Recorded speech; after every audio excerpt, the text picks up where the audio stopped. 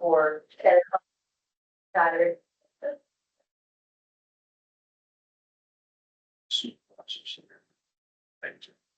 Oh yeah, she's probably a little older. She is? Over me. We're not live yet, are we? Can I walk up here? You can You can walk up, but we're live. I want to say something to you in private. Well, that's not gonna happen. You're right about that. Shut it up. Yeah, just. Tell me. I saw him.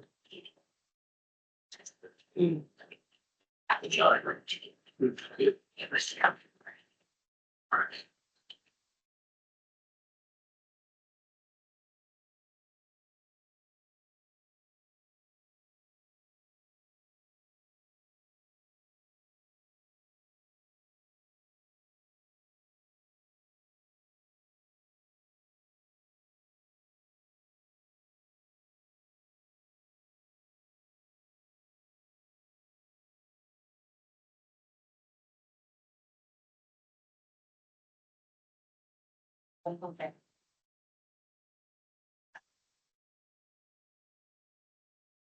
You're right. Starts. We give like get a permit when we just change it. It's like, where's the same one? So, well, it has some that goes on the method. Like, what we're doing. So bad. Yeah, it's lost the old structure. Yeah. Be amazed. You still down there, one more. And he's lost it in there with babies. Harrison, no, what? Are you saying? Yes. You know, everybody's in. On the rest of the.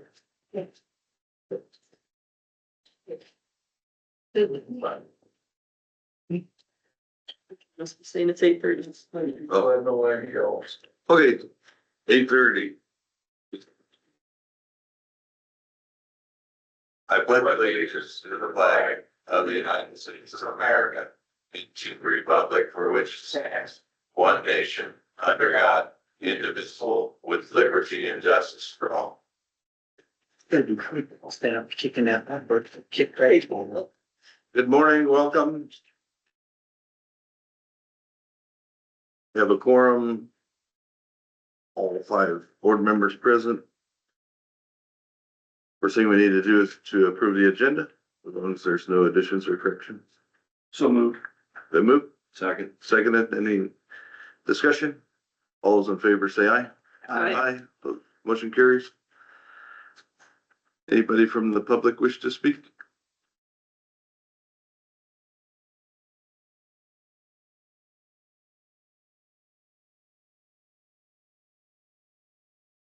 Go ahead, Laura. Question, Lauren Wilson from Dicer.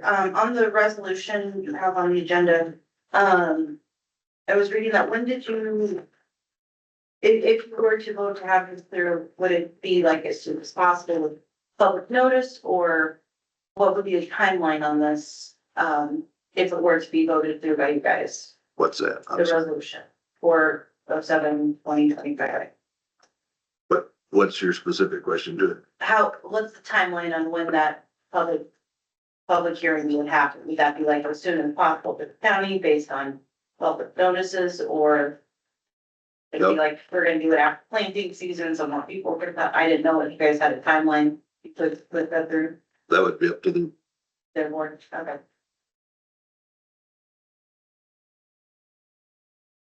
And then will that have any bearing on the engineer's report or road use agreements, since that's for the same project? Would The the, resolution have any bearing on the road use report? I would assume so.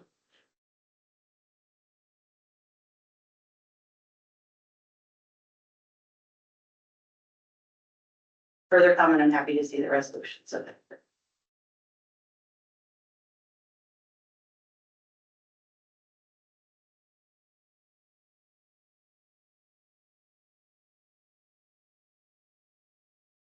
Anybody else?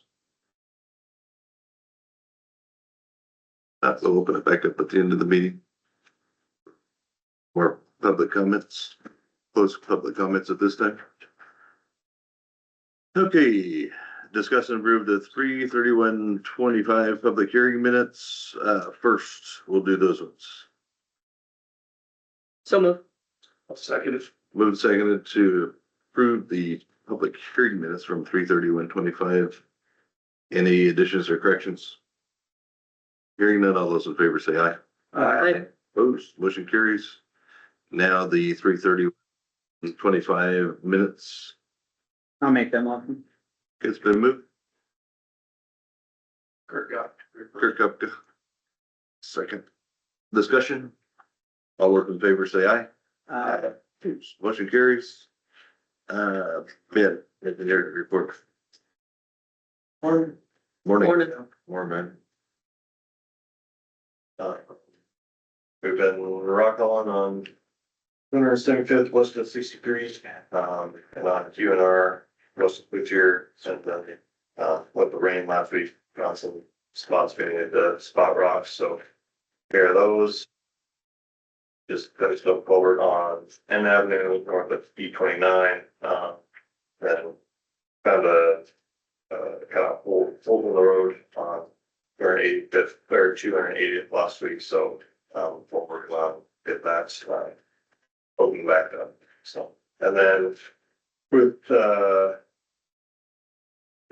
we had for the old shop, we had sent out to get somebody interested or whatnot of purchasing it and tearing it down, but since we didn't, we're getting partners together to tear that down, get into the process of that. So and then last week, next area, they gave me their final haul route for the road use agreement, and then I kind of contacted them and let them know kind of that we need to have some sort of assignment or whatnot with Creek that kind of tracks.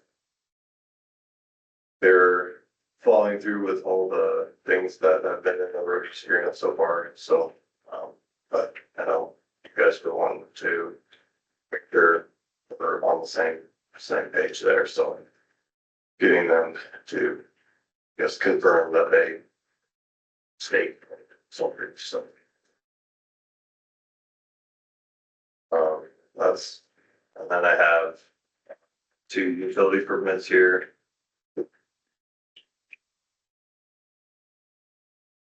First one, it's that version, but that one, E Avenue. This one's just a directional board kind of on the kind of in a ditch line, will be going 5-foot ditch.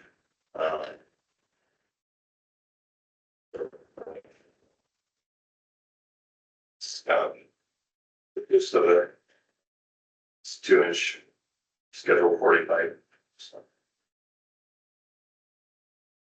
You said that was running just along the ditch? Yeah, It's on the back page. Yeah. Okay. and there's another, it talks about, if you go to the other one, if you're having a hard time getting that, go to the next one. Are they running it from this facility here or whatever this is? Yeah, that house. Okay. But I know it's kind of steep grade and they got some trees in there, so. Okay. Right. Go around a little bit there. You want me to go through both of them at the same time or would you want separate? Yeah. Before they do that. I guess. Well, maybe we'll hold off on this one, we'll take a. Probably won't be a bad idea.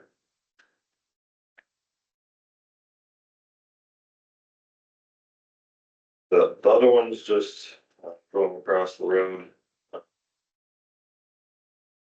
just pretty much just straight across the road that they're directly house, so.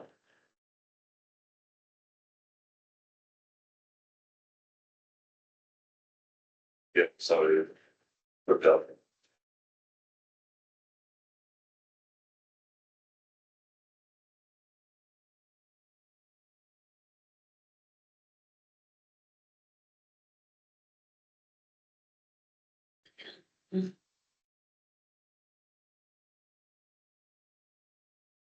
Both for the same address? Well, utility permits, this other one's, you have. Like you, yeah, just, I'm not mistaken, Or just the app, that's just the applicant's thing. so, Two yeah, Avenue one is the one that probably, well, there's no problem. The other one is the one that yeah, Kurt mentioned, the ditch probably. yes. So, or, at least, Well, that's on the beam. it's on the beam. That's on the beam, so. Right.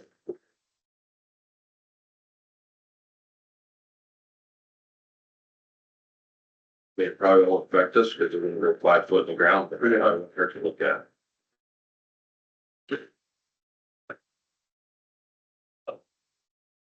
Saying on both of these or just that one that's going right? Yeah. Yeah, they're comfortable with the having that one, we can. I'm fine with, Or approve of people. But this one, So, yeah, I'm good with that. yeah, I want to go straight across the road, not down the. I'm good with both of them, as long as we make sure we don't have to think ditch out before we do that. okay. Good. We want to approve both of them, but just with the caveat that things I did show first. Okay. I motion we approve the one for Steve Avenue to go straight across the road. And then I motion we approve the one for P. But the right of way, as long as we're good with the ditch is cleaned out enough to where they can, where we don't have trouble later on.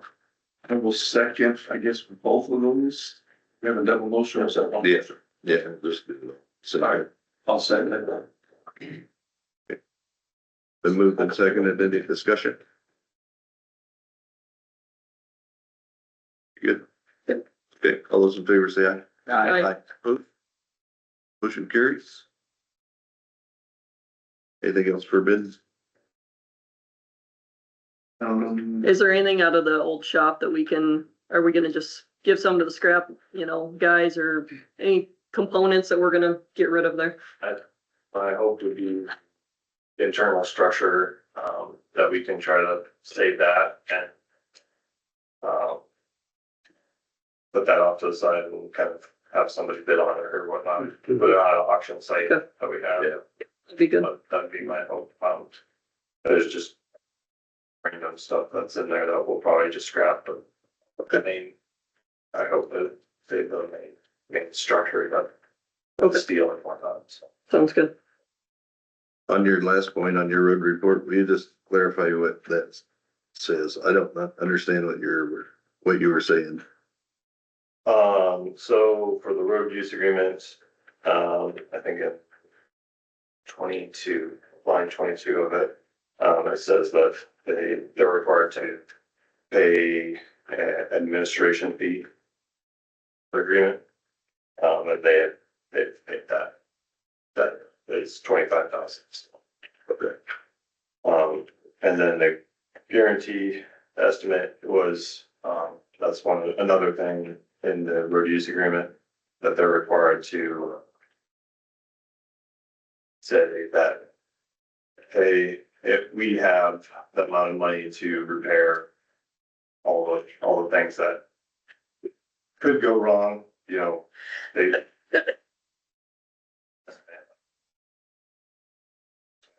and they have to play it or, so in there, that's what a guarantee estimate is, to show that they have that money to repair and keep the damage. Okay, who's the road use agreement with? It's with Slow Creek.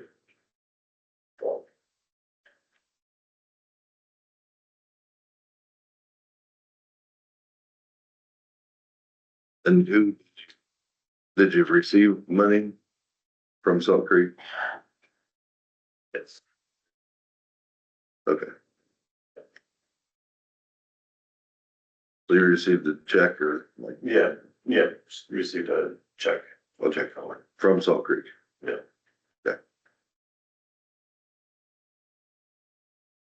Okay. Anybody else got any further questions? Because Ben, it was next era, not Salt Creek, correct? This says next era. Yeah. Or it's next era. Yeah, so they're the developer, and then Salt Creek would be Main. the main owner.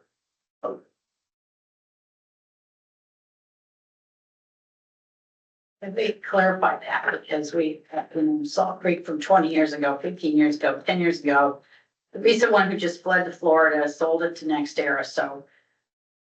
Is this for Next Era? Because I thought there are no Salt Creek owners anymore. Doesn't Next Era own the Salt Creek? That's the name of the project now, as I understand. Is that correct? That's what we're trying to find out, I guess. So that's where they've been following through with the road use agreement, so. I reached out to them to let us know that we need some sort of form that they do own Salt Creek, so they're working on that. Something that shows that next year purchased Salt Creek or the project. Yeah. Okay, now that makes a little bit more sense. So have you updated their road use agreement with the new owners? Not, Okay. There's not been any new document showing that no, there's a new agreement with them? I asked a question of Ann on this subject. Sure. Okay, or do I ask you? You can ask me. Okay, has Salt Creek or NextEra signed at all the operators and owners where these towers are supposed to go? Have they gotten all of the signatures? all the signatures for like the permitting. Easements for Easement. crossing onto the property, I think, owners and the operators. sorry, Richard, I think that might be beyond his purview. Okay, If it's something with the road use agreement or something like that, maybe that would be a question that Ben might be able to answer. I don't know. I'll tell them straight. That operator that owns some of the ground where some of these towers are supposed to go, who has told me he will never sign on. So I don't know who's in charge, whether it's Salt Creek or NextEra, but they haven't done all their paperwork. Mhm. Thank you. I was just wanting to clarify what, because if there was an updated road use agreement, I haven't seen it yet, and I would like to see it if there is one. And this board signs off on that as well. Should there be a transfer of ownership, that this board would be the one to approve that.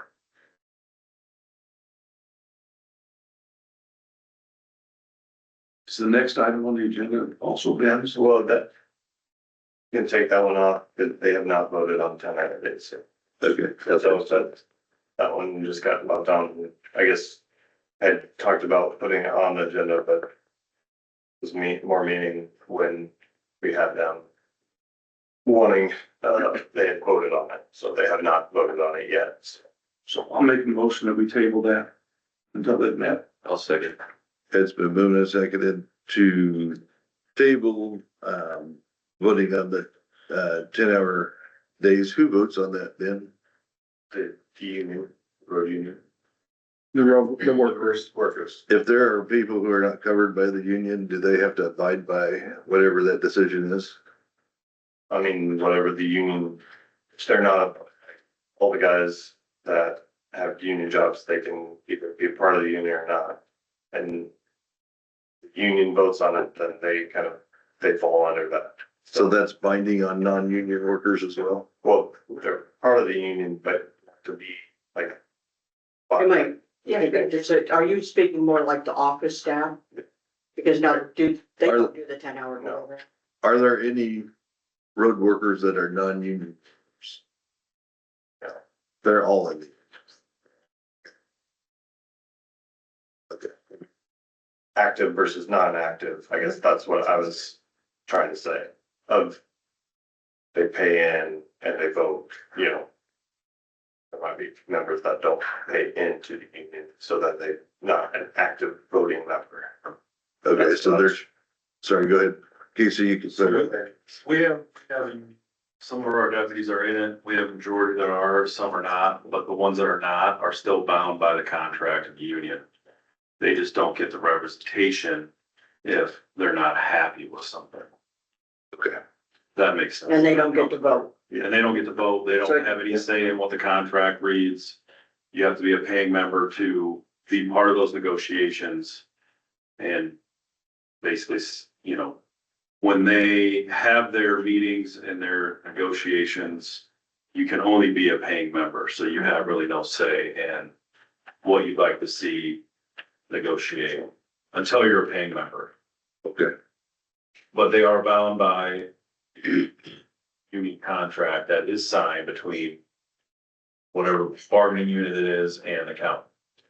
So even if they're not paying into it, they are still bound by whatever that contract is. makes sense. That's what my question was. Yes. So, You said non-union, that's the way. Yeah, so there's, the people who are not paying in are not union members.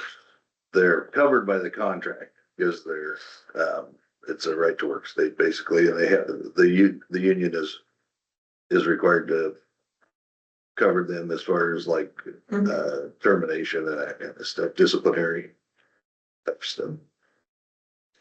If there is a vote to go to 10-hour days, if they didn't want to do the 10-hour days, they have no representation for. correct.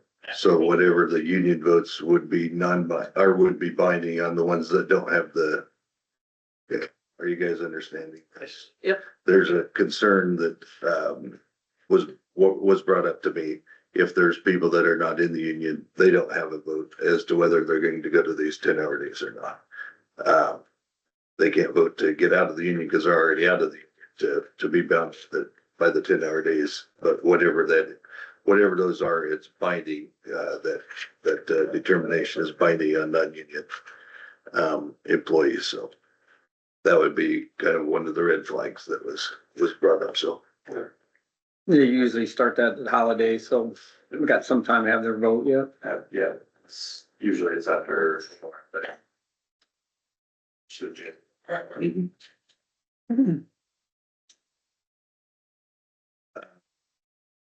There's motion in a second, table. And all those in favor say aye. Aye. Motion carries.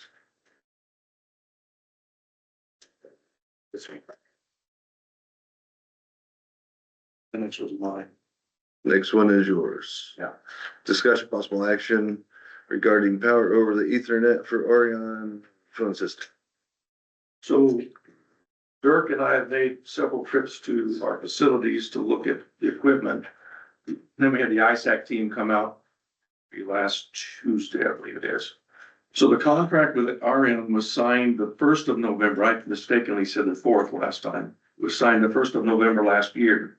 When they did the contract, it was not discovered that there was no power over the internet to supply.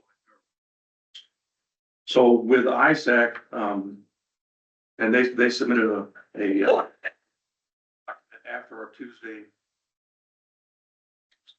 25th of March, 25th of March, they sent me a letter that Friday, the following Friday, outlining what we did, what we looked at. So my concern is if we don't act fairly soon, we're going to go past the 1st of July. And there's a couple of contracts associated with that, Windstream. And then also the court system. So the state decided that they were going to pay for all the phones for all the court systems in the state. In the contract, there was an agreement between the court system and us that they would go with the RN system that we're putting in, and the state court system will pay us on the 1st of July the usage for the whole year. So those two things associated there. We've got 7, I believe, applicants for the IT position. So we could do nothing with Arion, just let it go and then talk about getting rid of the contract. We could go with the least expensive route to get power over the internet, which would be, they call them wall warts. Basically, the things you use to charge a telephone, plug it in the wall. If we buy the ones from Arion, they want $60 a piece. I talked with their engineer. We were on the. And the engineer- like that. Yeah, maybe a little more. Yeah, like that. Okay, somebody needs to mute their microphone. So the engineer gave me the stock number and said you could buy these on Amazon. I did. Basically, it cost $9. I've got it at home. I was gonna bring it in today and I neglected to. So if we went that, this is $1,100 to power the phones. And then let our new IT person, whenever he or she is selected and placed, then they go down the path over the course of the following year or this year and make a determination on how else we would like to power them. So with the ISAC, they said there's 2 different systems that they recommend. Aruba, which is what we have, but does not have power over the internet. Those would cost us $10,000 to replace total. They said the best system, and I'll mispronounce this, but it's MERAKI, Meraki, would be around $24,000 to $30,000. That one, they could be sitting on the beach in Aruba, making a play on words there, and they could fix our system remotely. Tell them what's wrong and what needs to be fixed, and they could fix it there. Aruba went that route, the $10,000 route, they would have to physically come in, find the problem, and then fix it. So we could wait for the new IT director and we would probably go past the July date because we're talking interviewing probably next week. They would have to give 2 to 4 weeks notice if they're currently employed. That would put us, should have had this all written down, I apologize. That would put us at the end of April. Then they make a decision at once they're in place. And then they would have to order the equipment, which could take either next following week or it'd be another month. That puts us into June, and then it has to be provisioned. All of those 6 have to be provisioned. That would be an outside contract to do that. So I'm leading us down this long path. I'll make it short. It'll push us past the 30 June deadline, I believe, if we wait for the IT, whoever we decide to hire. If everything worked perfectly, we would probably make it, but we would have to be quick on our hire. The person would have to be in place rather quickly and to make the decisions. So maybe we don't make the decision today, but I want to make sure I got it in front of you. The cheapest option, $1,100, that's the hire. We buy it through Amazon and then we wouldn't have to spend, just for the supervisor, it would be $300 to put 2 plugs under our desk, 1 under yours, 2 under yours. That's, I think $300 is excessive when we can get them for $60. $9. Yeah, $60. Or $9. yeah, $9 a piece. I believe if we went with a wall wart, and I would like to confirm this with the ISAC guys, they said it was okay, but I want some further clarification. That would give us the new phone system, they could put it all in, and then our new IT person could look down the road later and with more thought into what we really need. But it needs to be, something needs to be done. So you want to table this till you talk to them? I suppose that, yeah, if you guys have any more questions about what we saw. So The just, only one we don't have to change is conservation. They have power over the internet down there and they have enough access for us. Cause they're our secondary location that we would go to other parties. The primary is Ben's place. so David, if we did the 1,100 for the PoE plugins, could we still go live in July with what we have? I would confirm that with the ISAC guys. They did, I wish. George was here, because I believe we had a lot of conversations as we walked through. I believe they said it would work. But it's not they would consider it the most ideal, because then the person would have to go to each place to do stuff. Mhm.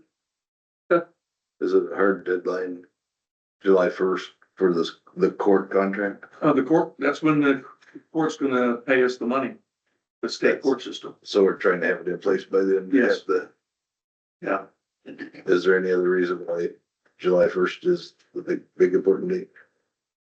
not really, other than the pay of the court. Well, who was actually, is it Windstream that's powering these? Correct. So we would still be paying Windstream. To affect everybody's budgets, right? Well, His I budgets. everybody could turn in their Yeah. budget, their Windstream bill to us, we'd still pay out of the data profit. So just so everybody's clear, I talked with Karen about that. If we go past the 1st of July, in the past, every department head was paying for their phones. We would just have them submit the bills to Karen to put it under that one data processing. Yeah. Is Windstream a month by month, or is it, okay, The only hangup would be the court system paying for the full year. How much would 1 month of Windstream be? It just depends on the offices, like ours is 300. Yours is like, I think $80. I mean, it depends on the plan that every office has. Varies. Well, we miss out on July 1st. I don't know. Any idea? the court system, you mean?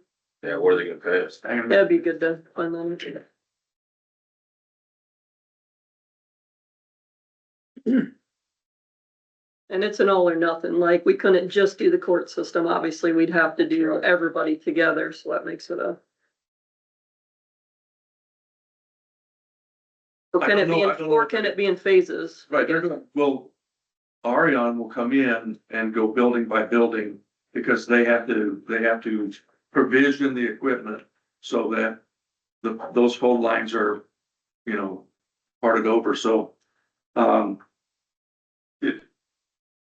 I suppose we could go past that and do the court system first, but I would have to verify that, because that system's a mess. Mhm. I think it was like $800 a month, or I don't know that. This was. Yeah, they would pay it on the first, I'll have to find out what that number is, so we could table it, and I could bring it back up next week. So, I make a motion to table it for next week. I'll second it. Yeah, moved and seconded, discussion. All those in favor say aye. All right. Opposed, motion carried. All right. Discussion possible action to set second and third public hearing dates and times to repeal ordinance, VI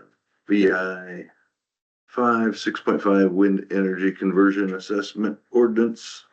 We set the first one, which was, could you help me? Yep, it was first at 9:30. And you wanna do, And then I thought we'd do the 22nd and 23rd, both of those days at 8:30. I won't be here on the 22nd. Yeah. Yeah. And there's a chance they can be waived the second and third if there's not a lot of people at the first one too, so as long as the rest of us four can be here, I would think that's okay. 9:30 on the 21st, 8:30 on the 22nd, 3rd. okay, Make a motion that we accept those dates. Second, moved and seconded, discussion.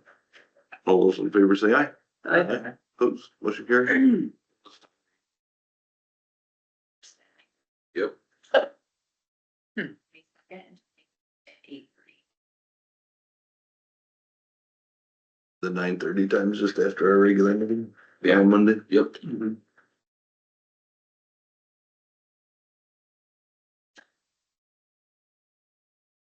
Okay. Discussion, possible action on proposed Tama County surplus property donation policy. We were provided by Casey, our lovely sheriff, with this policy and a letter kind of outlining the rationale behind it. we had a vehicle that was, on the agenda, was it last week or the week before? To be potentially donated, to Tama ambulance, to be kind of a fast attack, to be able to go out on calls before a team could be assembled. Anyhow, to be able to respond quicker to medical emergencies. Had questions as to whether, that could be done, and then to create a fair environment, because I think this has probably been done in the past, and raised some issues with other departments and nonprofits that would like the opportunity to also receive vehicles. At the advice of our county attorney, he had said, I think you can do it. I don't know if you want to do it. Everybody's having their head out and complaining that they're not getting a vehicle also. So this offers an equitable way and process. I read through all of it, and maybe you guys also did this morning. And do you want to walk us through it a little bit, or do you have it printed Not down? bring a copy with. I guess I could. Essentially, all the document does, is it provides some code section in Iowa, in the Iowa code, that kind of lays out what their process is and how to make it equitable for everybody. My goal in it was, obviously this is just a draft, but my goal was to make sure that we had some sort of mechanism to send out information to different departments, different offices, EMS, fire. Hey, this is what we have in surplus vehicles, namely, squad cars. If they're interested, it kind of lays out in here what we like to see, and I think we have the county supervisor ultimately make that decision. But what the supervisors would like to see as far as what are you gonna be using it for? How are you gonna be using it? How long do you plan on using it? And it also incorporates, if they do get it donated, there's gonna be a review process to make sure that they don't sell it, they don't keep the funds. I think there's somewhere in here that explains kind of what the process would be if they do want to end up selling it. Ultimately, like I said, it's just kind of a rough draft. I used quite a few different policies throughout Iowa, the US, just to kind of form this one. So it has not been reviewed by Brent yet. I wanted to get it to you all to see what your thoughts were on it. Again, it kind of spurred the conversation of, well, how come we weren't notified? How come we don't get to get anything donated? We would like a kick at the can, which they're not wrong. It's not in pretty good ways to allow everybody to be notified and have a chance to say, hey, this is why we need it. And ultimately it's the board's decision on who they feel after, because I know in here it's laid out, submit an application. They're also to provide a proposal, why the property is needed. Expanding coverage areas like Tama EMS would be, obviously something they would want to put in their proposal. Kind of describe the maintenance and financial plan. Sorry. I didn't break that. And then it kind of goes through how requests are reviewed. And that will be for you guys, the public benefit, urgency, need, capacity. So I try to make it all encompassing so that way everybody, like I said, has the opportunity to present their case.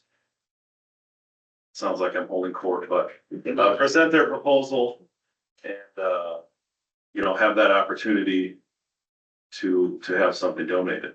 I feel very passionate about donating, just because I know that we too have to respond with a lot of EMS fire calls that it would be very nice to have a paramedic on board right away. And I'm using the Tama EMS example right now, but I will probably, when I get back to the office, send this over to Brent just to have him review it. Again, this is just kind of a draft. I wanted to get it to you guys to say if there's anything you'd like to see changed, worded differently. But ultimately, I'd like to have Brent look over the final final draft, that's something that we'd like to move forward to, so that way we have his blessing. And also, you know, there'll be public notice. So that way everybody knows, well, this is the kind of vehicle equipment that we have in surplus at the sheriff's office, but I also, it may be somewhat tailored to this only because I was the one that was typing it out, but this could also be changed, so it's a countywide policy as well, so. And it promotes, you know, everybody knowing what's going on, how it's gonna go on.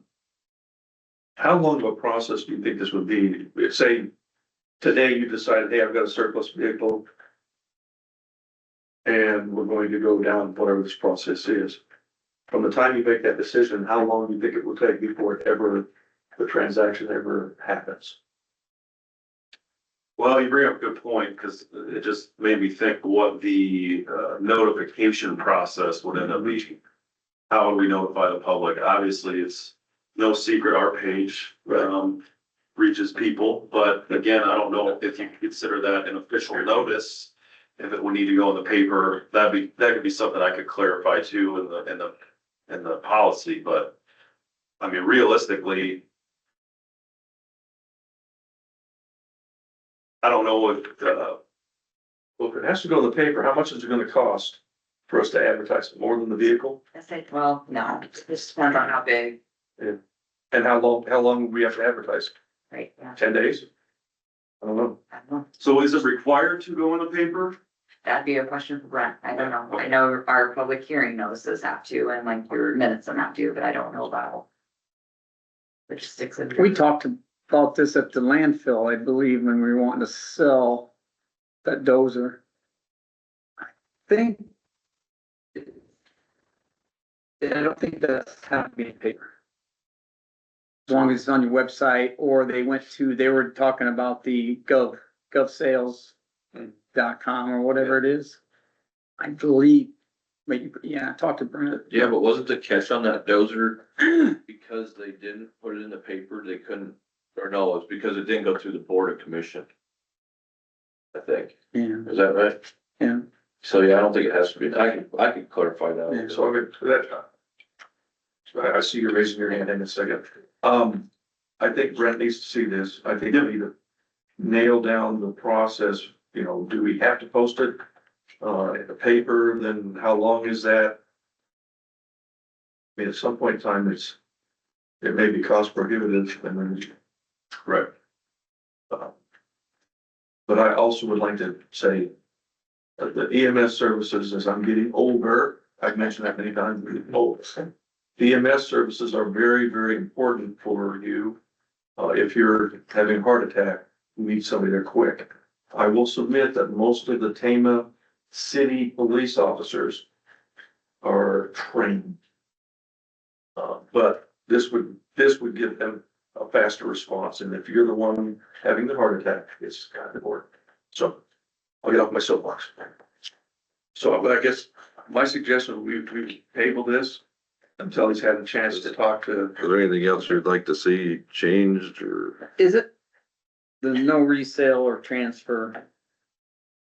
The recipient cannot sell, lease, or transfer the donated property to another entity without prior approval of the Tama County Supervisors. Would it be out of line just to say that money needs to come back to us? That's a question. No.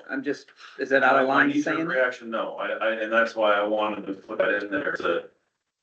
Hey, we got Sony, next thing you know, it's, 6 months down the road, they're selling it and making a buck off of it. I would have to clarify, and again, it's just a draft, I want to go through it with Brent, but I don't want the donation to end up being some sort of a contract that an unseen contract, but I also want to make sure that, like David said, I want it to be a quicker process. If we don't have to put it in the paper, I think that if we get a email chain or just contacting, posting it, just in paper form, physical paper form. I'll have to double check with Brent, but I see what you're saying is that I don't want it to end up being some sort of a contract where they have to come to the Tama County or supervisor meetings, hey, we want this plan. I also want to make sure it clearly states that we're not donating this for you to sell in 6 months. I want there to be some sort of stopgap to make sure that doesn't happen. I think that if you, do that, blown engine or something and they fix it and then they sell it, after, cause it's starting to be a problem. I think that the contract period goes over like 6 years. That's kind of a long time for a used vehicle.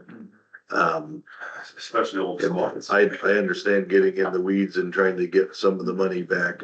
I think that when you make a donation in good faith, that you're hoping that they're going to accept it in good faith and kind of have to not try to meddle in all of the details after that. Otherwise you get in you're kind of creating more of an administrative burden and nightmare for us, and it's gonna cost us more money to administrate that than it is just to sell it. I guess it would be a good thing, I think, to be able to do it, but to try to manage all of the what ifs, I think is going to probably be more of a issue, I guess, for us than we might want to get into. I think that we're for trying your program out, but less likely to try to manage all of what happens with the after we give them. After we would give them the donation, if they receive it in good faith, and then,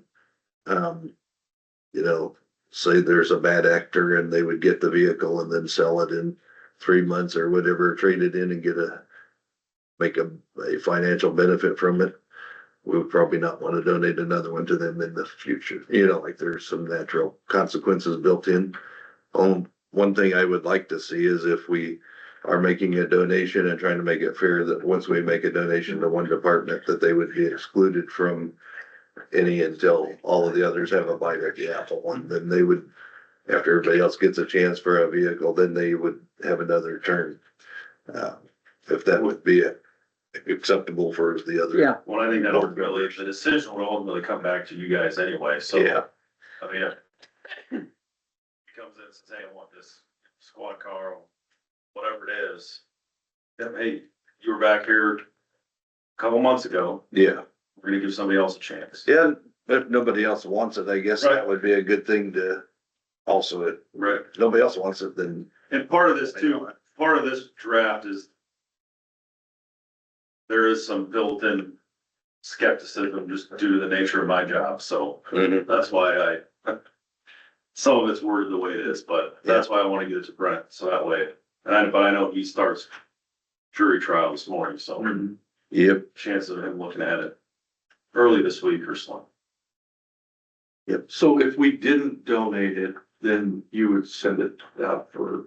Yeah, we held on to specific Durango, we held on to it just because we were, I wanted to get this hammered out. There was a sale this past Saturday, but they also do online sales, so. What would it have gone for in general? That's what I've been looking online, just nationally, Iowa, and they're all over the board, so I really have no estimate on what it would even be worth, cause some are worth, 15, some are worth 1,500. I mean, it's all over the board. So theoretically, if Tama ambulance service and what they buy it, they could buy it and we could just dump this. Then right, then I think you're running into still a bid process. I don't do this. I'm talking about when you send it out. Yes, theoretically, they could be there to make the purchase, yes. Which they may end up doing. I haven't talked to Jimmy for some time now, but I think that they're getting antsy. they wanna get this thing going, so. I'll give him a call today, touch base with him, so. Alright, Did you have anything in the auction that went this weekend? Yes, we had, the sheriff's old pickup. That go for big Good sell. money? I have yet to hear how much that went for, so Did I'm very you anxious to see what that. wanted to go to the auction? You'll have to report back. I tried to go to see what it would go for, but brought Everett with me and it was a little windy and cold, so it'll last forever. Yeah, I'm gonna motion to table that. Oh, good. Brent. Looks at it. David, second. Yep. Move the second to table.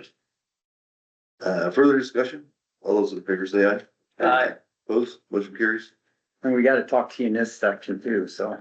Quarterly report. just want to keep in mind. People are still getting their permits, huh? Mm-hmm. Good.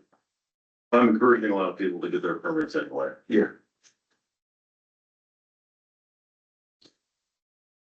$60? Okay. 50. Is this revenue? Only, okay, sheriff's report from January 1st to March 31st. Contract law enforcement, $62,330.52, weapon permits, $1,500. Income accident incident reports was $95. Sheriff's fees, $59.63.71, sheriff's mileage, $27.22.21. Miscellaneous state grants and reimbursements, $82.51.07, restitution, $25. Miscellaneous, is that refunds? And donations, $691.82. Weapons training fees is $844.66. Any questions? What's this weapons training fee? What are they paying for? There is some reimbursement from the state on, the mailings for the weapons permits and all that. Is that tied to I'll this? have to double check on that one too. This is tied to this? They are, in a way, Okay. yes, but I'll have to double check with Kyra. It's told me all this like 3 or 4 times, but I'm still trying to let it sink in. Okay. Need a motion to approve that or accept it. I'll make a motion to approve sheriff's quarterly report. I'll second it. Moving a second, discussion. All those in favor say aye. Aye. Opposed, motion carries. We'll go to discussion possible action of hiring freeze exemptions. I don't think we have any. Over that, discussion approved claims.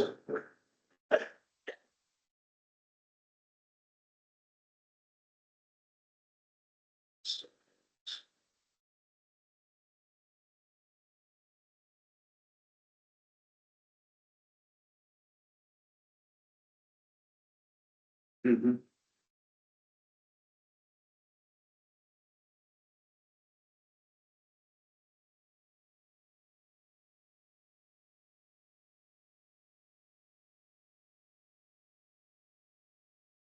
Make a motion that we approve the claims.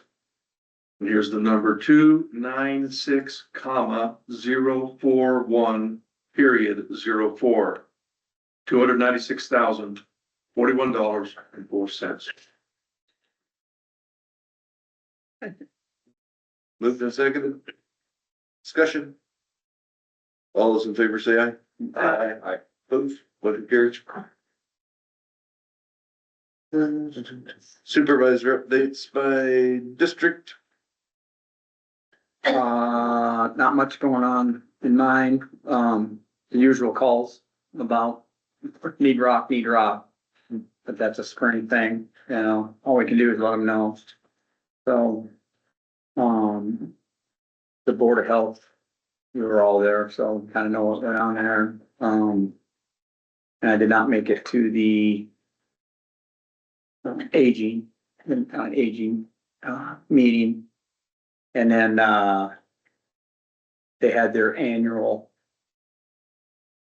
sixth judicial meeting, and since that's become a one time a year deal instead of monthly, there are just a lot of blah, blah, blah, blah, blah.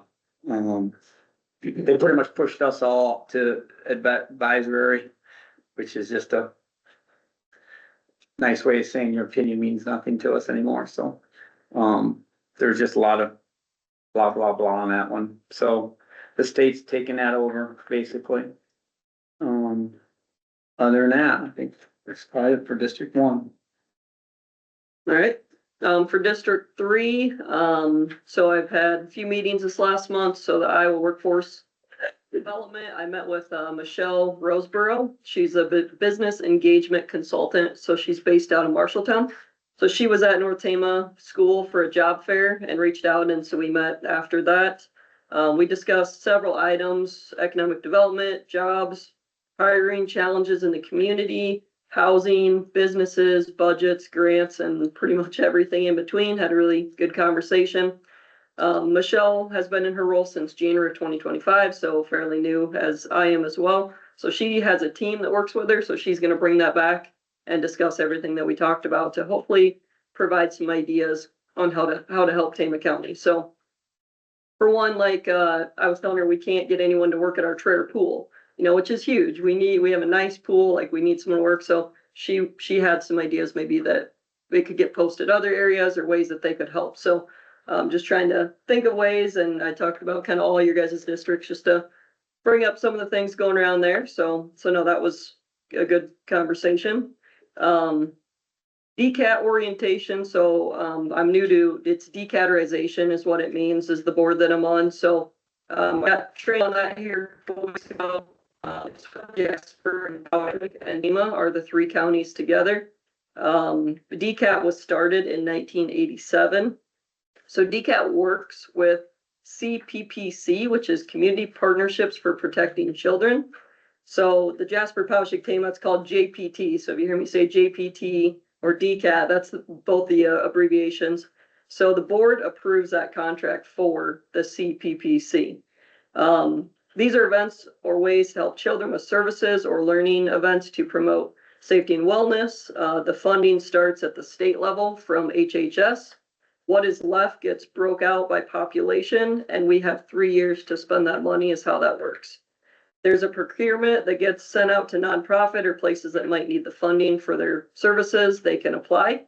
One of them I noticed was public health was on that list. So I was going to talk to Lori into public health to see, are they taking advantage of this? Because there's a lot of unspent money, and it would, me coming into a board, that was the prior boards, kind of didn't have a plan in place. But like Jasper County has a huge, I think it was actually known as Poweshiek County with Grinnell. They had a big public health kind of push where they're using these funds for different events. And I know our public health already does a lot of really good events. So I want to make sure that they're taking advantage of that so I could get them on the list for next year if they're not.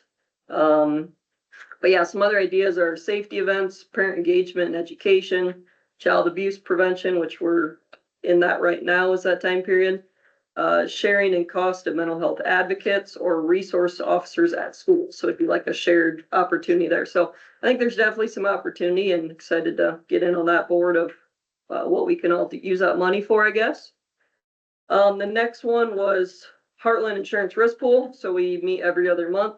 The big takeaway out of that one is the Heartland Risk Pool board, which is 10 of us counties, has a trustee, 1 person on each. So I'm the trustee of that board, and the board approved giving Tama County $25,000 to use on the current lawsuit that the Board of Supervisors are in with Salt Creek Wind for our outside counsel. So that's huge, right? Like sometimes you hear we're in all these lawsuits, but we have our risk pool that doesn't cover everything. There's certain things that they don't cover, or they'll give portions, maybe that 25,000. But the good thing to note is there is a lot of instances where they're paying a portion of these legal fees. So that helps for taxpayers to know that it's not all just coming out of your pockets and extra money. It's already, there's surpluses out there in the risk pool to use for anything. It's not even just that topic. It can be employment issues. It can be, workman's comp, just everything that we come across, right? That could be a lawsuit. Heartland has, CDs coming up for renewal and is having board members confirm email addresses, make sure you have the right contacts, so, I was, press issuance things, so I was trying to see, like, can we get some more money in our Tama County Bank, so I'm still working through that, I got the 2080, agreements, but previously there's a treasurer with Heartland Risk Pool and they just kind of handle it. So I would like, that large amount of money to get a little bit more in our banks. I think some bigger, counties, they might not realize how important it is for a little bank to get, 500,000, $1 million, in their bank. So, so that's something I'm gonna continue to learn more about. And the 2025-2026 Holmes Murphy renewal process is completed. So that was in February. That's pretty much our liability, employment, equipment, and property insurance. So we're signed up for the annual renewal of that. And Paul and helped do, I think, most of that, maybe leveraging Karen and the Michelle and the other departments. So that was good. And then David already touched on the IT position. Him and I have been kind of working on that, but there's candidates coming in, like he said, and I think everybody's pretty excited. We have a lot of urgent projects outside of the phone system. We have things that, we need to update computers by October. We have a lot of good things. And like we said, everybody's got that kind of in their budget already. And it's just going to transfer all into this IT person.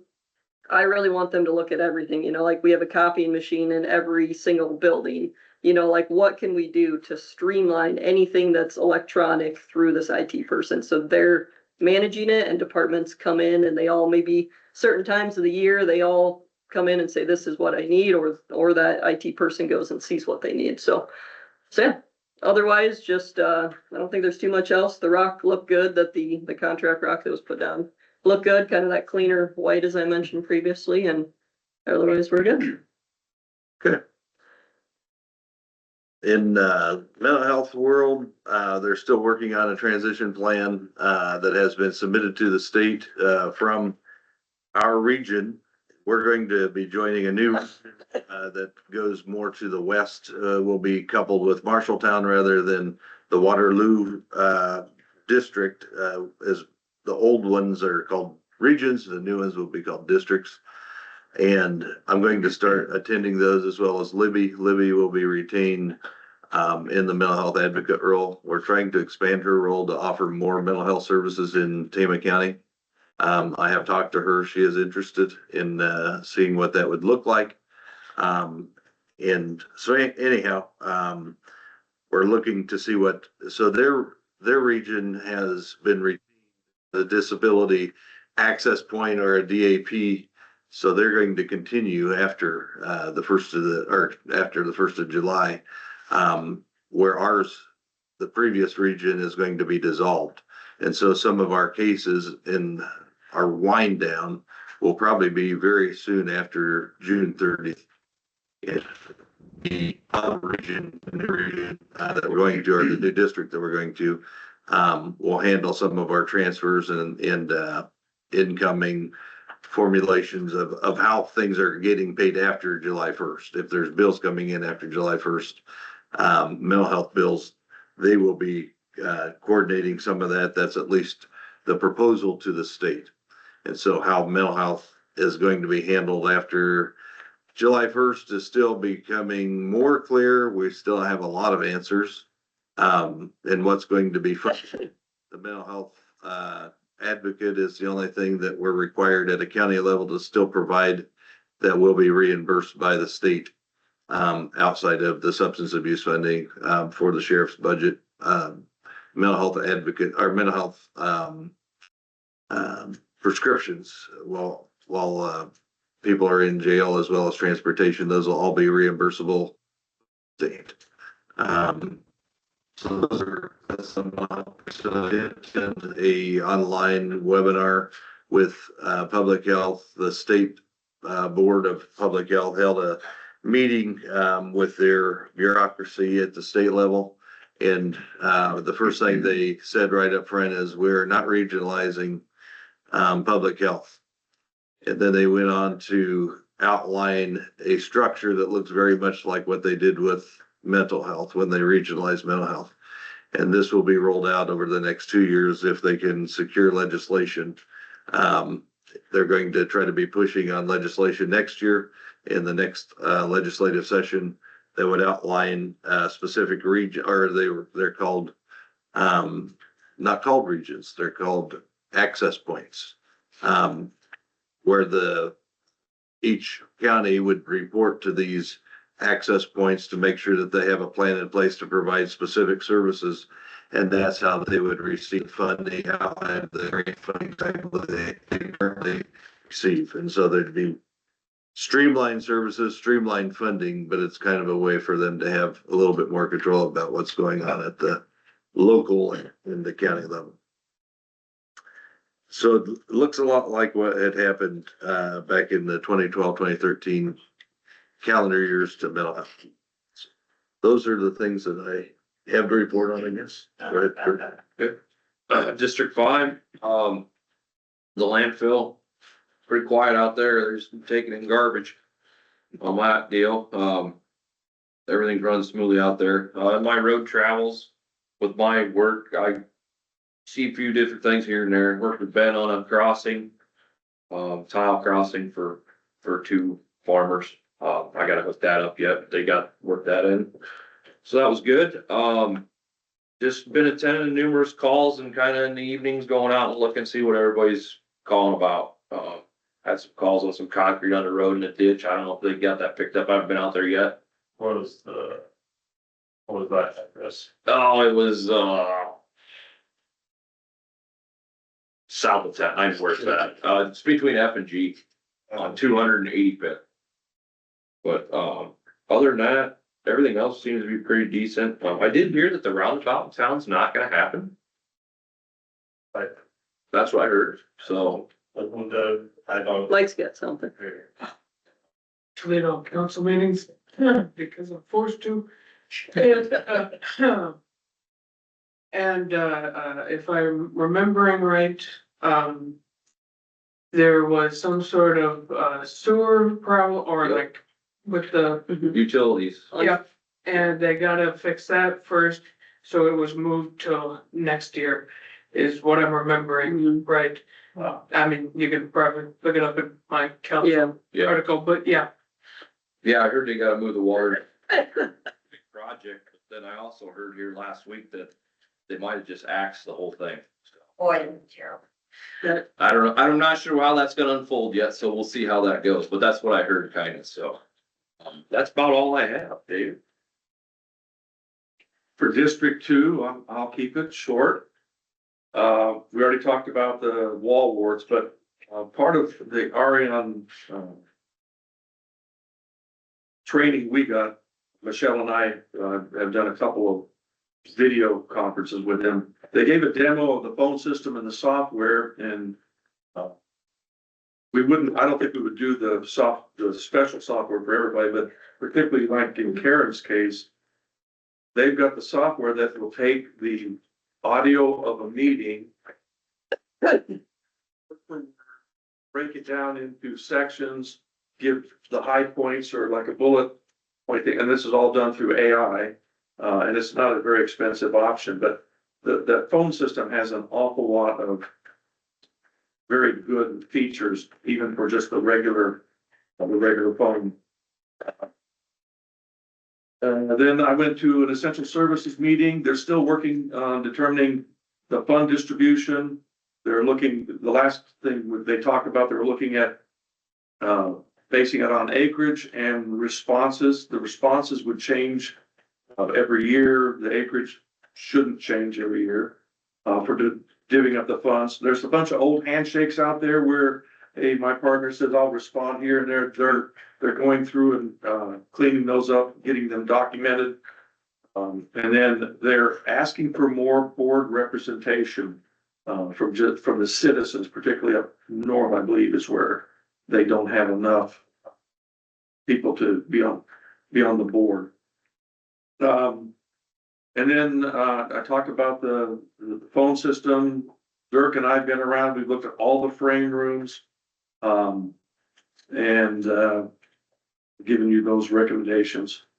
The writing center, we had a really good levy forum, well attended. I appreciate y'all coming out. And appreciate the fact that we get good feedback. That's very important for us as we go down the path of making the wise decisions for our county. And then the Central Iowa Juvenile Detention Center, went to that meeting last Friday. We have one person in there now. The other person that we had all the issues with them charging us a lot of money was successfully moved to the right kind of place for that person. But just so you know, they charge us, and their charges are in arrears. They charge $130 a day for each person there. It would be about $500 a day, except they diversified stuff. They do transports, they do drug testing, et cetera. And what they've done, and Tony, he's the director there. What he's done is he's taken the excess money from that, applied it to reducing how much they charge the counties. But for this this year, 253 days at $130 a day, it's $32,890 for two people. Mm-hmm. We are fortunate we only have two. Now we're down to one, but many of the other counties have a lot more people there. So we spend a lot of money. People, jails full. So one of my issues, and I'm like a dog with a bone on this one, is the federal government has said Medicaid is cut off everybody who goes to jail, no matter what, and cash is cut off. I elevated it first to the state level, and then Dean Fisher got back to me and said, no, it's no Medicaid for prisoners, it's a federal issue. So I talked with Rochelle Fuller. She's one of Grassley's points of contact out of Lynn County. And we had a good conversation. She's elevating that. She's going to the federal government to figure out where it came from, why it's in place. Because my thought was, if they're gonna cut it off because maybe no funding, as a county, we could pay it. Like for me, it's $185 a month. That's a lot cheaper for medical insurance if we could pay it, so that everybody has, and then put provisos on it, like no sex changes, no, out of the ordinary crazy stuff. Anyway, so that's going up to the federal level. I will keep on it and I'll let you know what happens there.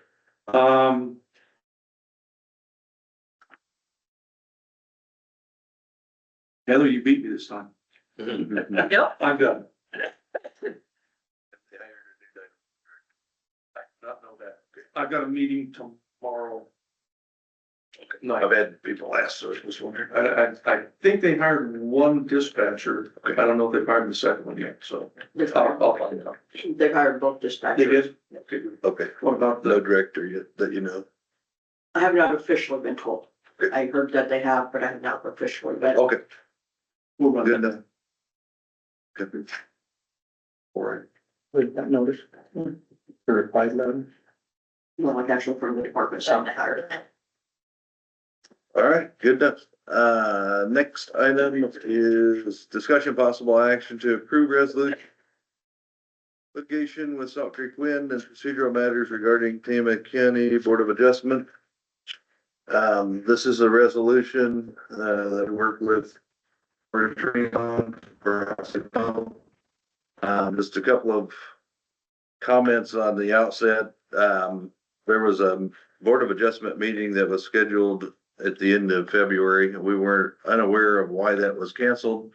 They had different reasons why that I had heard, and they were conflicting of who canceled it and why and what attorney advised to cancel and those kind of things. And so I never did quite have the understanding of why it was canceled.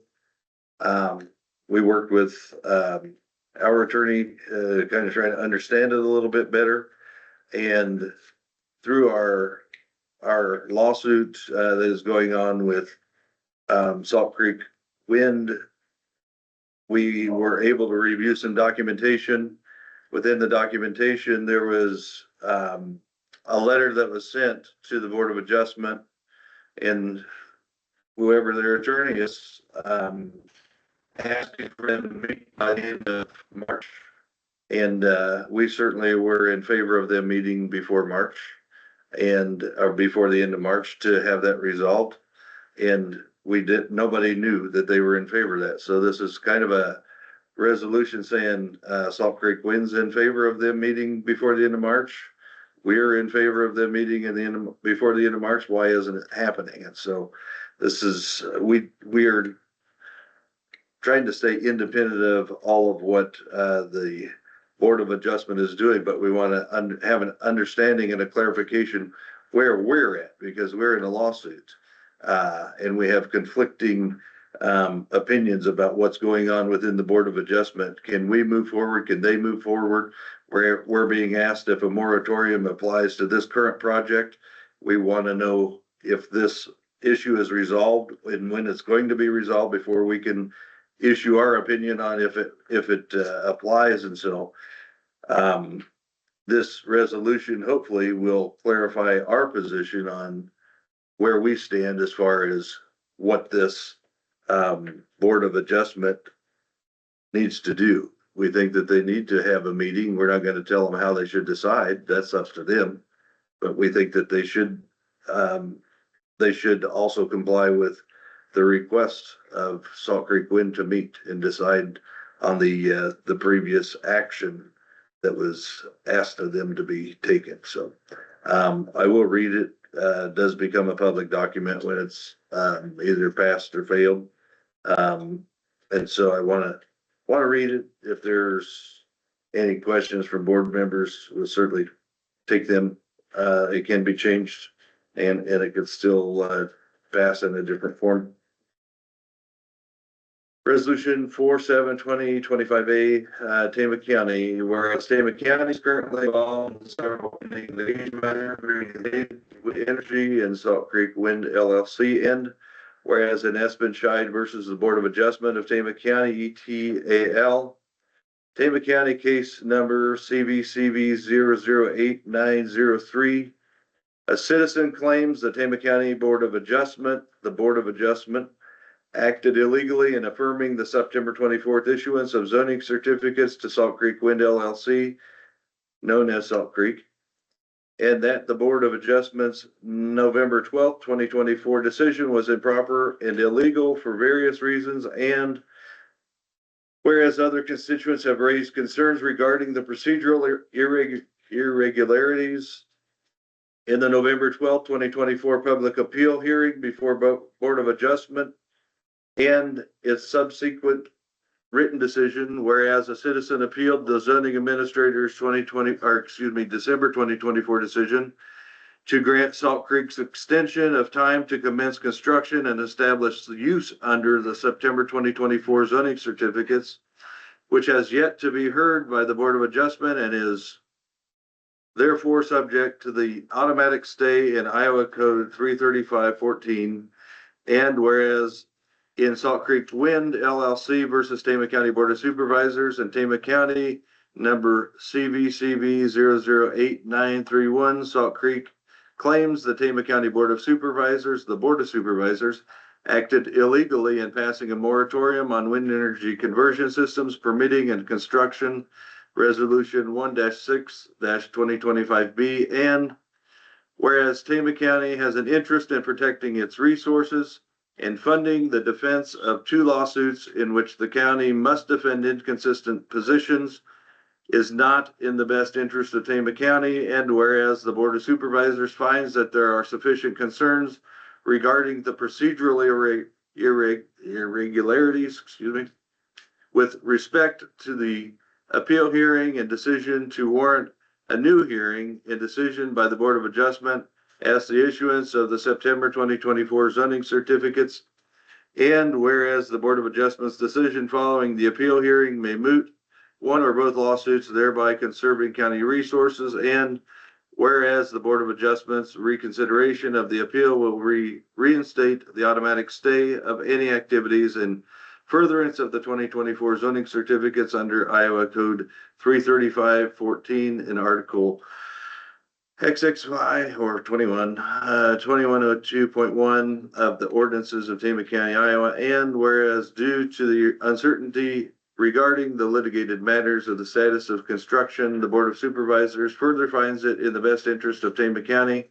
to stay any construction activities by Salt Creek until the Board of Adjustment issues its final decision after reconsidering its appeal.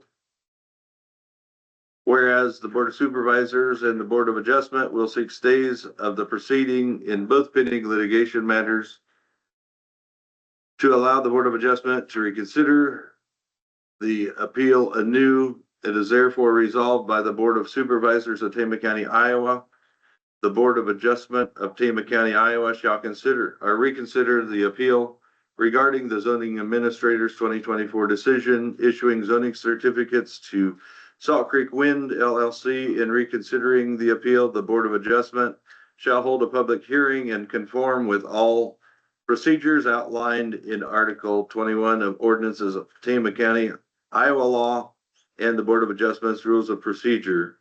In reconsidering the appeal, the Board of Adjustment is directed to consider all evidence and arguments presented by the parties to appeal, public comments at the appeal hearing, the conditions and specifications and 2020 conditional use permit issued to Salt Creek Wind LLC, and the extent to which the zoning certificates conform with or varying from the conditional use permit, the Tama County Comprehensive Land Use Plan, whether additional conditions or restrictions should be required, and any other information or considerations the Board of Adjustment deems appropriate and not inconsistent with governing law. At the same hearing, the Board of Adjustment may, but is not required to, consider the appeal related to the December 2024 extension to the Salt Creek Wind LLC, as well as the 2020 conditional use permit.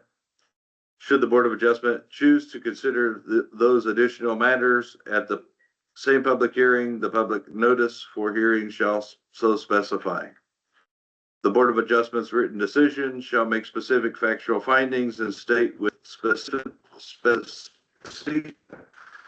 reasons for reaffirming or reversing the issuance of the zoning certificates. The Board of Supervisors will seek a stay of the lawsuit currently pending as Salt Creek Wind LLC versus the Tama County Board of Supervisors and Tama County number CVC V008931.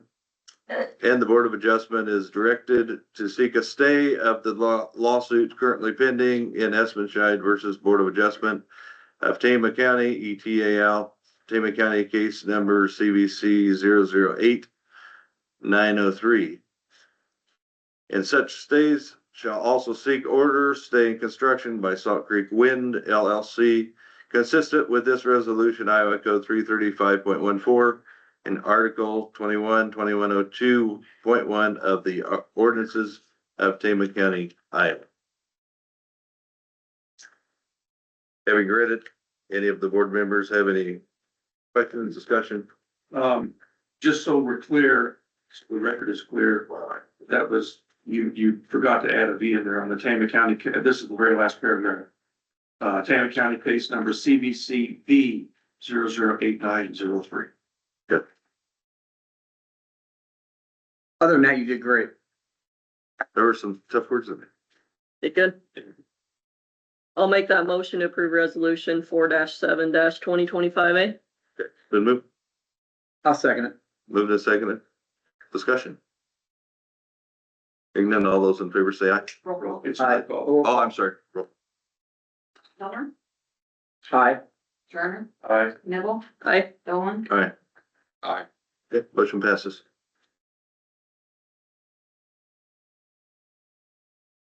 Alrighty. We'll open up for public comments.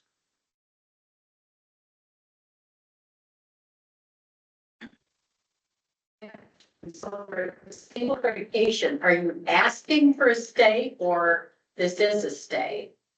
We will be, You'll ask a judge to do that or is it that? yep, we will file a motion for a stay. And then if you file a motion, my experience is that they may or may not notice that that motion is on their desk for 3 years. So how do you make this go forward? There's an automatic stay, I think, that is triggered in some cases, which I think is, hopefully helpful. for clarification anyway.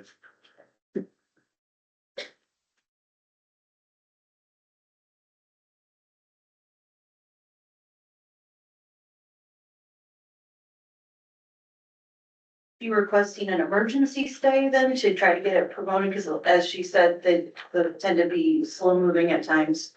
And then also, do you foresee this causing additional lawsuits to come at you for this resolution or? Do you feel it's more mitigating of the existing lawsuits than creating problems? That was, how many questions did? Multi-part question, sorry. Yep, the first one to address, will this cause more lawsuits? I hope not. We're trying to act in good faith and answer the questions that are being asked of us. To do that, we need information. We need clarity, and without clarity, when we ask questions, not just of the specific lawsuit, but where we're at in the process of the Board of Adjustment, nobody can really give us a clear answer. And so if we have clarification on where those issues stand, it gives us a better understanding of where we're at in the lawsuit. Will that provoke the other side to file more lawsuits? We don't actually prevent it. I hope that answers your question. I don't remember what your second question was. That was mostly, the first one was, will be requested as an emergency stay against construction to help move the process along, as regular ones tend to drag out and be delayed. We don't have, I don't know what the technical language is, if it would be an emergency stay. Believe that the language in the resolution just says that we're going to seek a stay from the lawsuit. And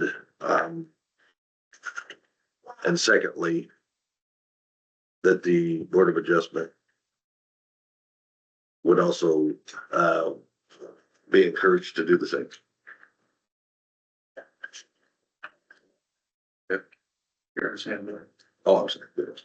I want to stay with this topic for just a little bit longer. First off, I urge people to ask questions in here during public comment time. We've been working for 3 years to get this privilege of asking questions during public comment time. So this resolution is specific to phase 1, is that correct? Clarification? Correct. Okay. There is I've already shared this with a couple of board members. There is a lot more hostility out there in the rural environment than there was not too long ago. So I just urge people to continue to communicate, dialogue, and just hear what people have to say so that we have information from the public. And I'm not talking about you guys right now, I'm talking about everybody in this room. There's a lot of comments out there. And I want to change topics, go to the roundabout, which that seems to be an issue between town people and country people. Because farmers, everybody else, absolutely, it's just they're so hostile. The animosity towards a roundabout, yes, is so clear that if that thing goes away, that would be an answer to prayer for many people. And then, is there anything new on E4E3 that closing the DuPont Road, Market Road for this?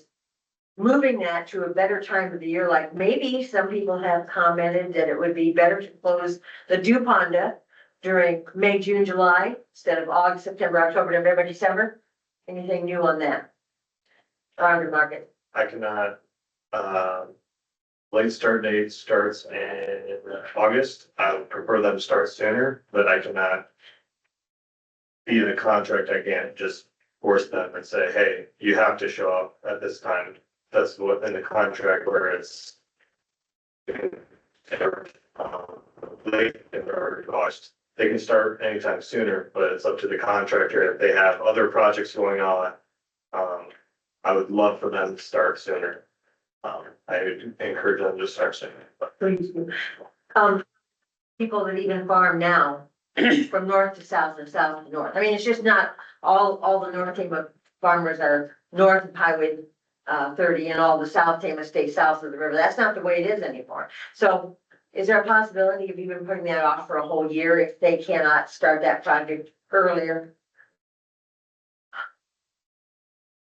So just so you know, I talked with Ben, or emailed Ben about that after you and I had talked.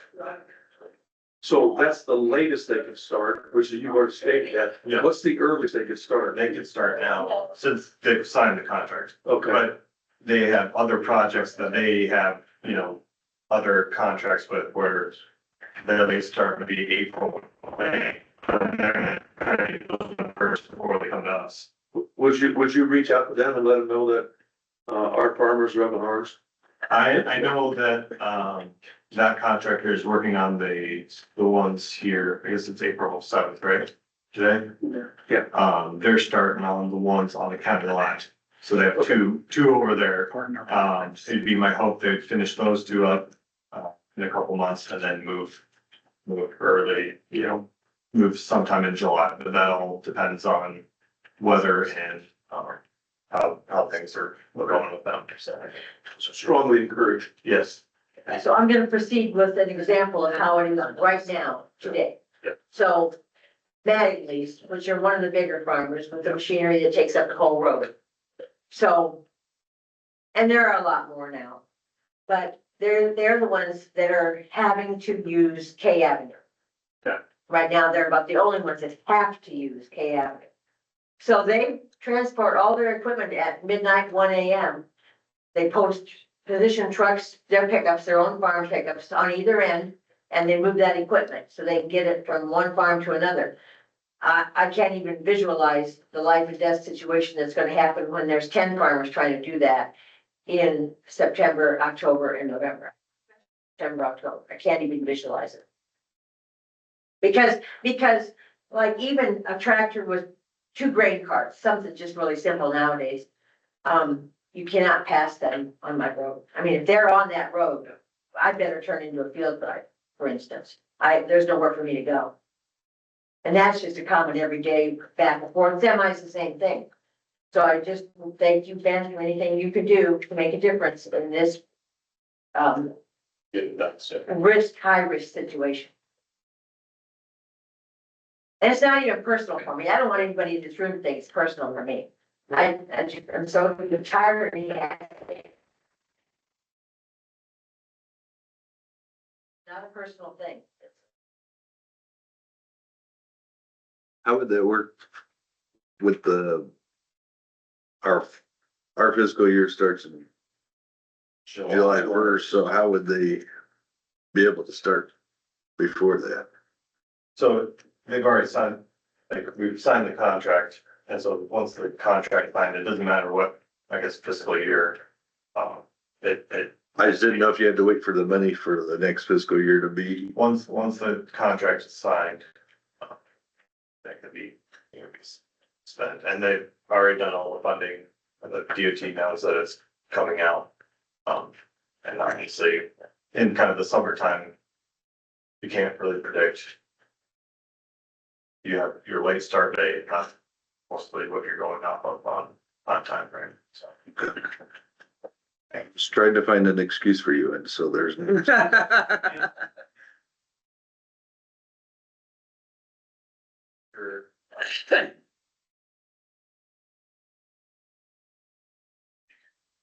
Change that late start date, for the contractors, talk to DOT, so maybe in the future, we have obviously a paved, heavily traveled road. I think my goal would to,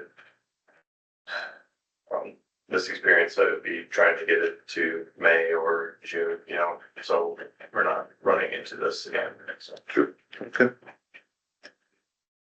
All right, go ahead, sorry. Just to comment on the donation, all donations would stay in Tama County, correct, of the vehicles?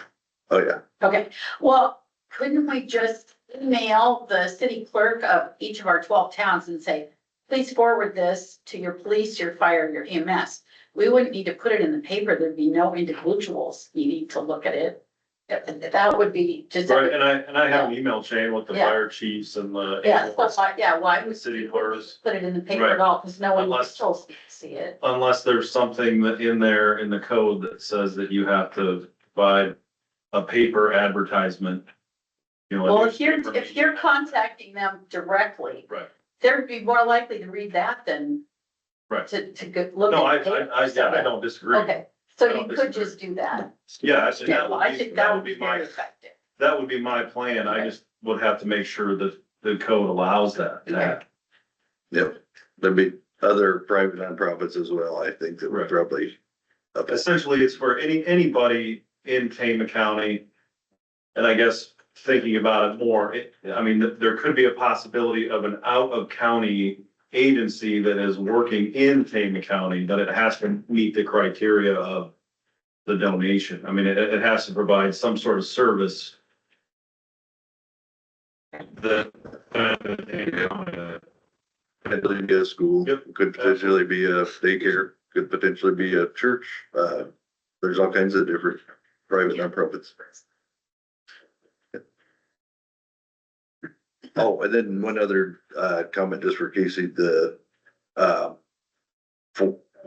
it's pretty specific just for the sheriff's department, but if when you tell Brent, to say all county, whatever county vehicles or equipment, including roads and whatever.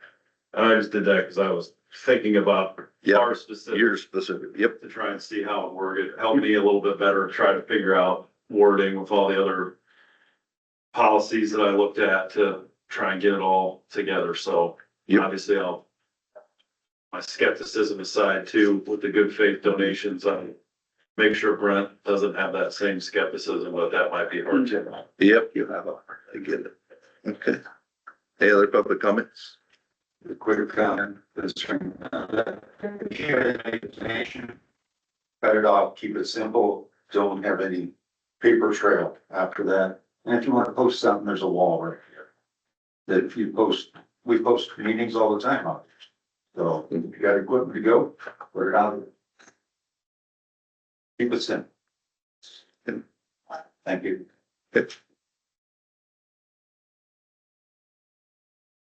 Let's go. I have a case. Different topic. Easy question on the 3 lanes of Highway 63. Are there any solutions to the backup traffic for the spring field work, equipment that's gonna be running up and down that thing, to get around them? That's a question that's been coming in to me from farmers. The 3 lane through Tama Toledo. Yeah. Any solutions to getting around equipment versus backing up half a mile with vehicles?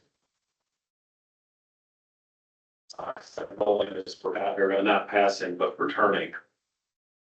Would you be ticketing people if they pass people in your way? Only if they hit somebody, right? Just don't hit anybody.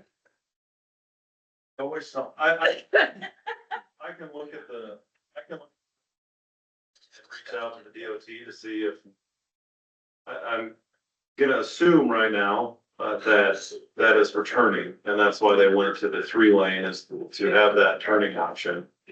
I don't believe that you're gonna be allowed to pass into the solid yellow that.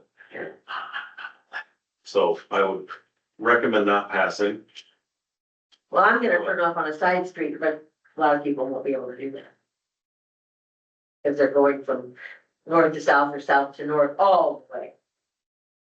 So there would not be a situation where a farmer who's moving equipment would be held liable for that, is there? I mean, they don't have anywhere else to go. Correct. Okay. I don't think there's too many.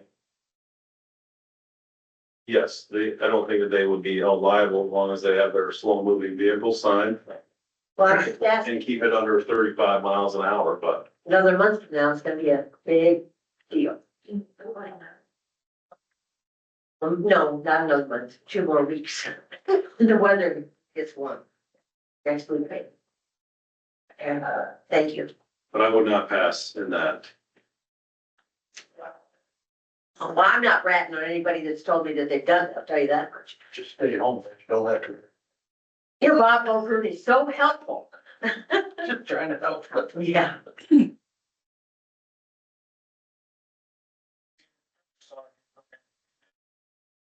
If it is donated, it's theirs. So they gotta pay the insurance on it. Yep, it would become their vehicle. So we would, all we would be doing is just donating the vehicle and then they would have to take care of the insurance. Insurance and title. Maintenance and all that. Good question. Thanks for. If we do, I would like to request. Anybody else? Anything online? I always forget about that. Good. Okay. Okay. All right, did we get through everything? Looks like Yes, it. sir. All right, we'll be adjourned at 10:09.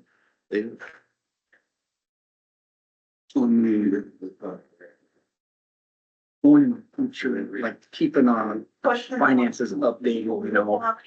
I'm gonna try to do that. I mean, it's kind of hard. What is it? So where we are, what being spent. Oh, yeah. I mean, it's still really hard to do that for every parcel. And how we, I mean, we do the weekly stuff and we okay it. I okay it because nothing's outrageous. I think there's a report that they can just pull and say how many percent they have. Okay. Well, I sure hope we can get some answers on stuff, but they sure is already. Yeah. Attorneys back and forth and I never hear nothing. The other day I had a call, they wanted to know about. I the meeting. can't I said, remember well, seeing it on the. let us know what days were not available so I can let the board. Which attorney? I just have to ask one. Who's Alan? Yeah, it's bigger than I should, so I might not. Oh, sorry. But you know, I with believe down. they wanted that.